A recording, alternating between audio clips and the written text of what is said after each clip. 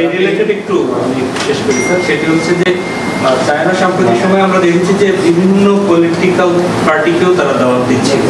তো সরকার যারা আমরা বলি যে 5 তারিখের আগে তাদের সাথে আমাদের সম্পর্ক আর 5 তারিখ 5 পরবর্তী সম্পর্ক, এর মধ্যে আলাদা কোনো বিষয় আছে কিনা, বা রাষ্ট্রপ্রধানের আগেও গিয়ে এখনো আমাদের না, ব্যাপারটা হচ্ছে যে 5 তারিখের পরে একটা মৌল পরিবর্তন হয়েছে।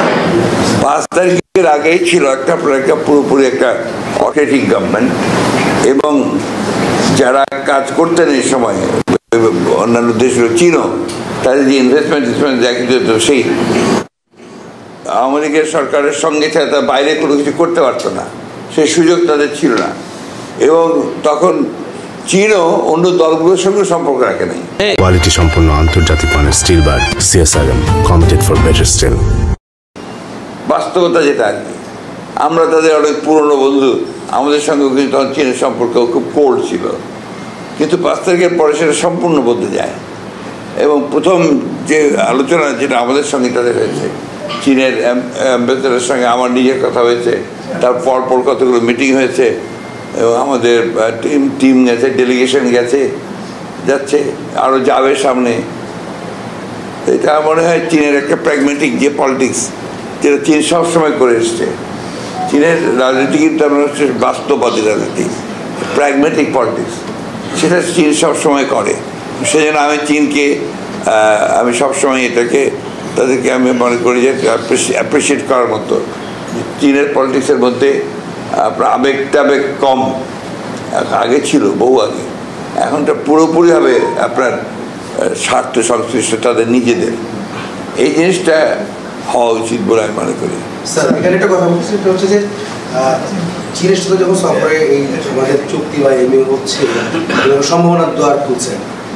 গত 15 বছরে কিছু রিপোর্ট এসেছে, এবং লাস্ট 5 তারিখের পরে কিছু রিপোর্ট এসেছে, যেমন সৌদি আরবের সবচেয়ে বড় তেল কোম্পানি আরামকো তিনবার তারা বাংলাদেশে বিনিয়োগ করার জন্য উদ্যোগ নিয়েছিল, কিন্তু সেটা তারা করতে পারেনি আওয়ামী লীগের আমলে কোনো ওই আপনার আমাদের কারণে। সেটি কিন্তু সৌদির যে রাষ্ট্রদূত বাংলাদেশে নিযুক্ত আছেন, তিনি কিন্তু কয়েকদিন আগে বলেছিলেন। এমনকি স্যামসাংও বাংলাদেশে বিনিয়োগ করতে চেয়েছিল, জাপানিজ কোম্পানি।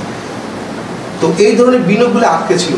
এগুলোর কারণ ব্যক্তিগত কারণ, আপনার এই কারণগুলো ছিল আপনার, মানে এটা হচ্ছে যারা ব্যবসা করেন, যারা বোঝেন ভালো, তারা ভালো বোঝেন যে অনেক সময় আপনার ব্যবসায়িক সুবিধা যে যারা অর্জন করতে চান, তাদের কারণে একটা পেছনে পড়ে থাকে।